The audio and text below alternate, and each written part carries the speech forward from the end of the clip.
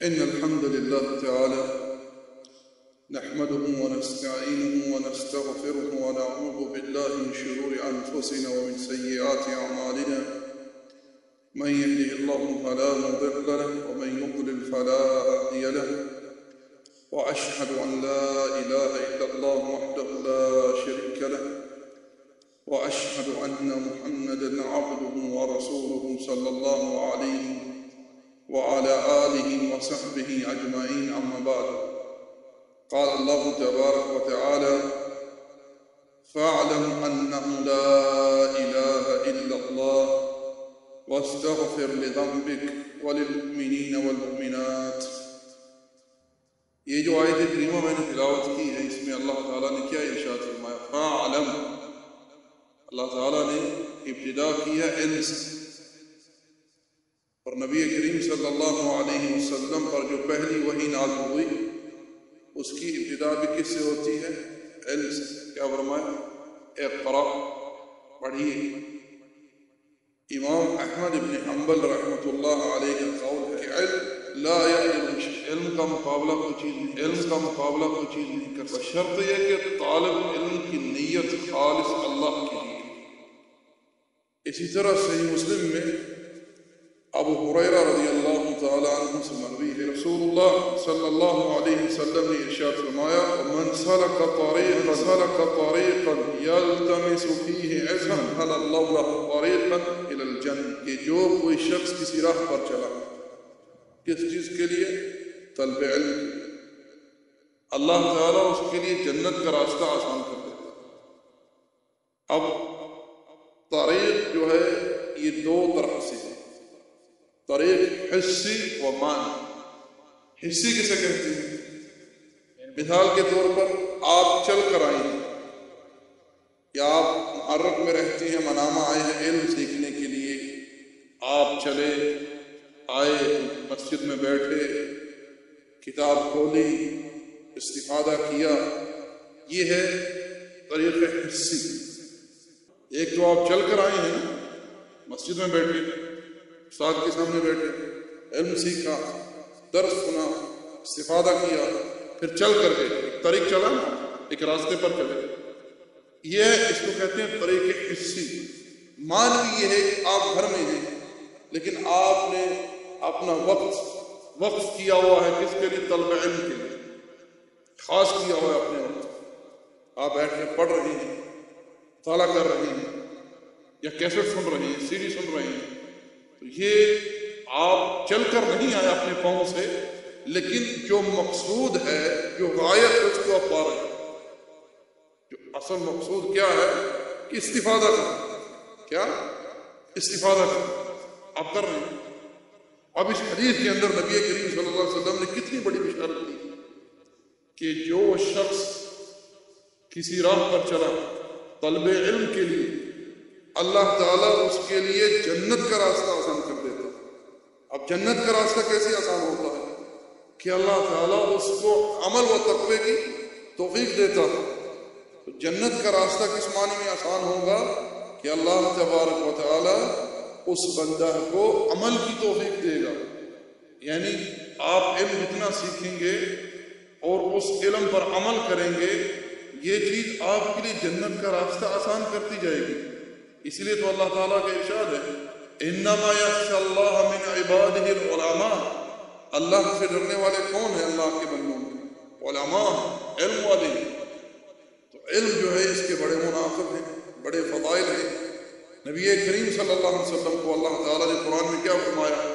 وَقُلْ رَبِّ زِدْنِي عِلْمًا، کہ میرے رب میرے علم میں اضافہ کر۔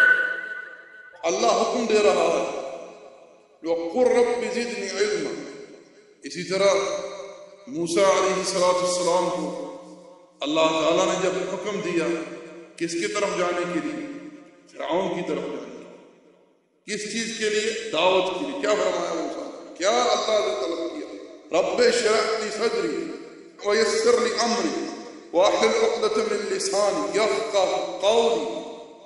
تو علم جو ہے اس کی بڑی شان۔ اب آپ علم حاصل کر رہے ہیں، علم کے ساتھ عمل ضروری ہے۔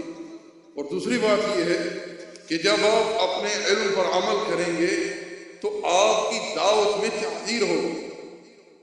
ایک انسان کسی کو حکم دیتا ہے کہ بھائی آپ ٹخنے سے کپڑا اوپر رکھیں، اور حدیث بیان کرتا ہے کہ نبی کریم صلی اللہ علیہ وسلم نے فرمایا کہ جو ادار جو ہے ٹخنے سے نیچے ہوگی وہ حصہ آگ میں ہوگا، اس کو آگ کا عذاب دیا جائے گا۔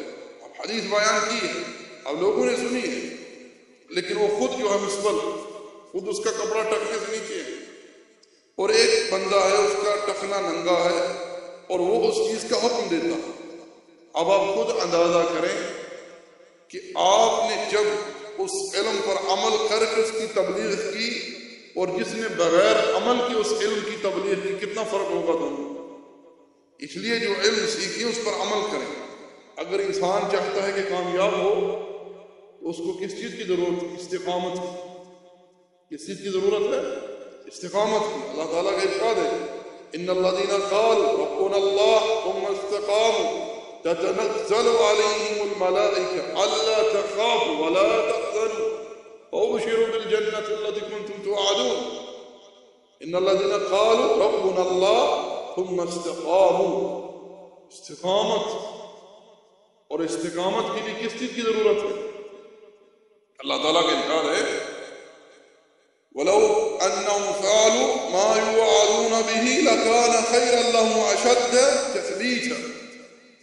اگر یہ اس چیز کی پابندی کرتے جس چیز کا ان کو حکم دیا گیا، یعنی عمل کرتے اللہ کی شریعت پر، اللہ کے احکام پر، تو ان کے لیے کیا بڑا زبردست تھا کس کے لیے ثابت کرتے۔ کامیابی کے لیے کس چیز کی ضرورت ہے؟ استقامت، اور استقامت کے لیے کس چیز کی ضرورت ہے؟ علم، کیونکہ اللہ تعالیٰ کا ارشاد ہے فَاعْلَمْ أَنَّهُ لَا إِلَهَ إِلَّا اللَّهُ۔ فَاعْلَمْ سے ابتدا کی ہے، یعنی قول اور فعل سے پہلے اللہ نے ابتدا کس سے کی ہے؟ علم سے۔ اب علم کے لیے سب سے پہلی شرط کیا ہے؟ اخلاص، جو تمام عبادات میں مطلوب۔ اور علم کیا ہے؟ اس کا حاصل کرنا یہ عبادت ہے۔ علم کا حاصل کرنا کیا ہے؟ عبادت ہے۔ کیوں عبادت ہے؟ کہ اللہ کا حکم ہے فَاعْلَمْ أَنَّهُ لَا إِلَهَ إِلَّا اللَّهُ وَاسْتَغْفِرْ لِذَنبِكَ وَلِلْمُؤْمِنِينَ وَالْمُؤْمِنَاتِ۔ اور اللہ تعالیٰ نے ایک جگہ ارشاد فرمایا يَرْفَعِ اللَّهُ الَّذِينَ آمَنُوا مِنْكُمْ وَالَّذِينَ أُوتُوا الْعِلْمَ دَرَجَاتٍ قُلْ هَلْ يَسْتَوِي الَّذِينَ يَعْلَمُونَ وَالَّذِينَ لَا يَعْلَمُونَ؟ کیا جاننے والے اور نہ جاننے والے برابر ہو سکتے ہیں؟ لا يَسْتَوُونَ، برابر نہیں ہو سکتے۔ يَرْفَعِ اللَّهُ الَّذِينَ آمَنُوا مِنْكُمْ وَالَّذِينَ أُوتُوا الْعِلْمَ دَرَجَاتٍ، اللہ تم میں سے علم والوں کے درجات بلند کرتا ہے۔ علم والوں درجات کس کے بلند ہوتے ہیں؟ اہل علم کے۔ تو علم جو ہے اس کا سیکھنا کیا ہے؟ عبادت ہے، کیونکہ اللہ کا حکم ہے۔ اس میں وہ جو مرکزی شرط وہ کیا ہے؟ نیت خالص کس کے لیے؟ اللہ تعالیٰ کی۔ اگر اللہ تعالیٰ کی نیت نہیں ہے تو یہ علم انسان کے لیے وبال جان بن جائے گا۔ اب انسان کی نیت ہے اللہ کے لیے، مقصود کیا ہے علم حاصل کرنے کا؟ اللہ کی خوشنودی، اللہ کا تقرب، ٹھیک ہے۔ پھر رفع جہل النفس، اپنے سے جہالت کو دور کرے، رفع کرے۔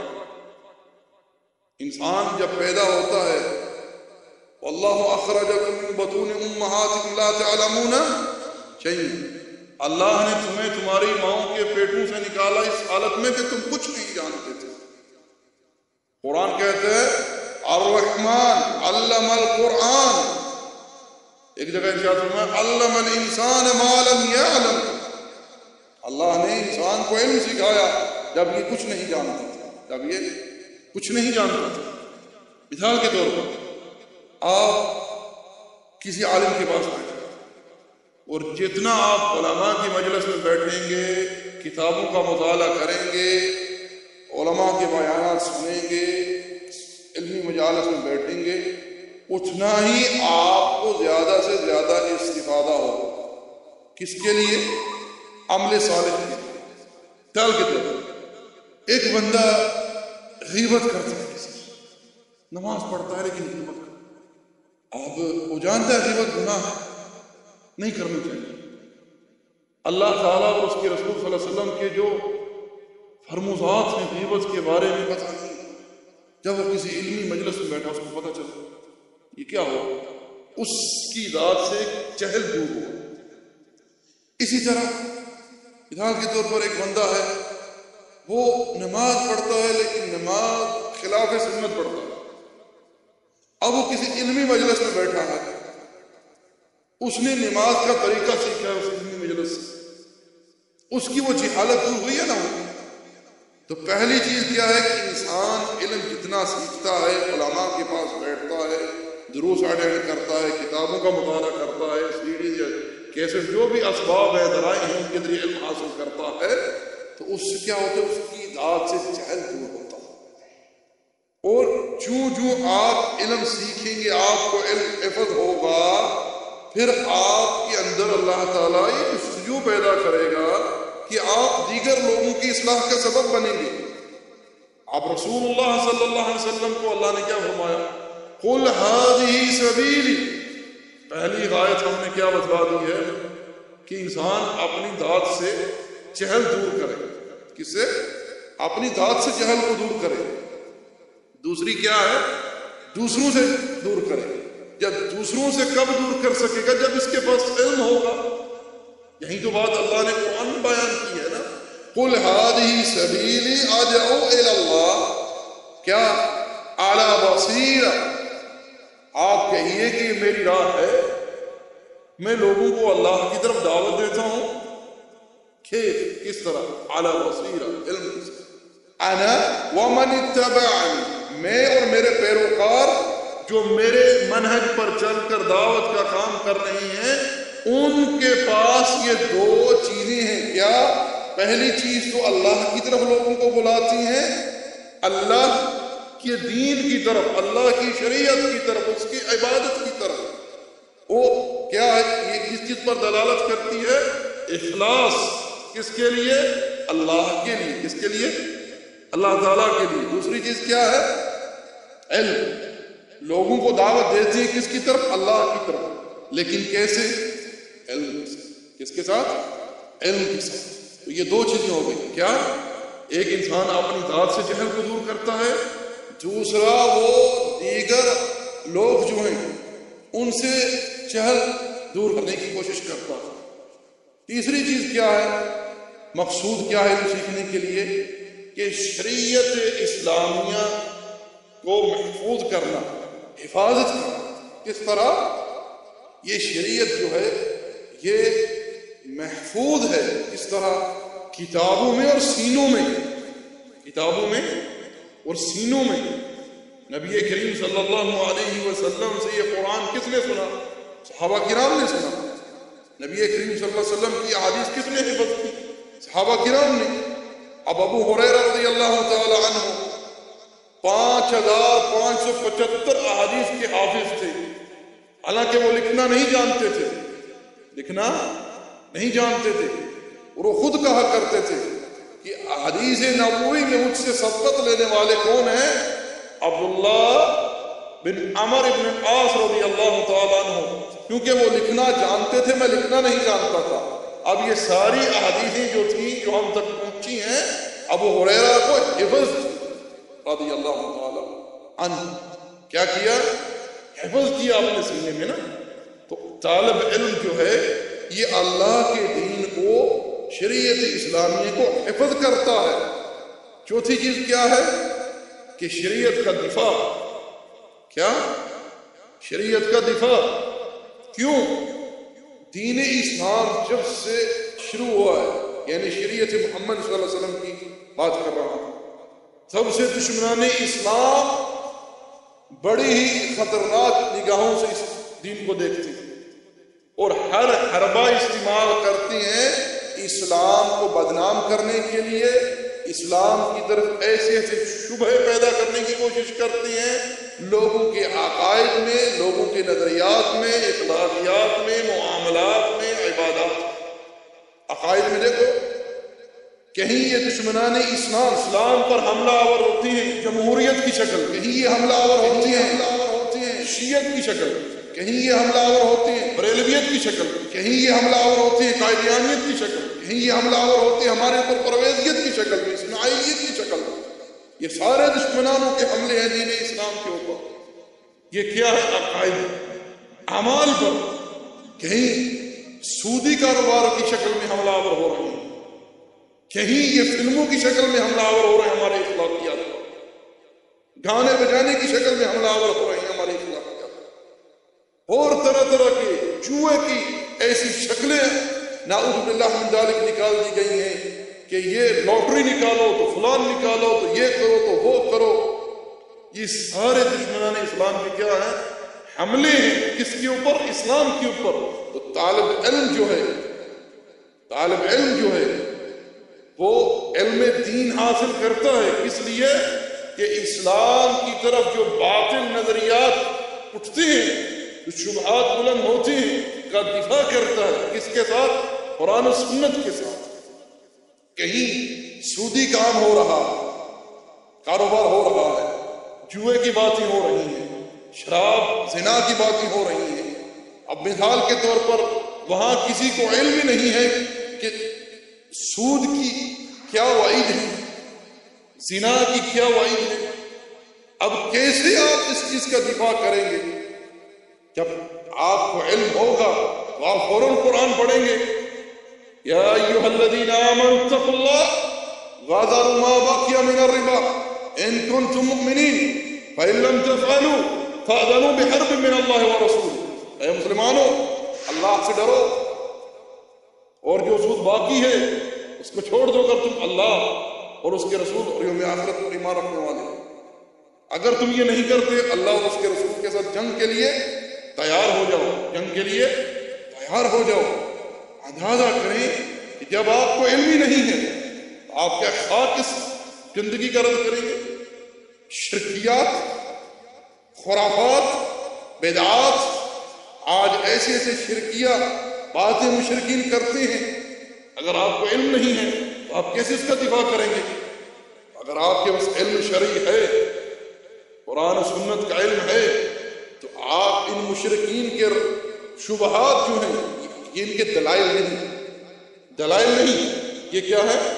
شبہات. مشرکین کے پاس شرک کی کوئی دلیل نہیں ہے. لوگ کہتے ہیں ان کے دلائل کا رد، نہیں، ان کے شبہات کا رد.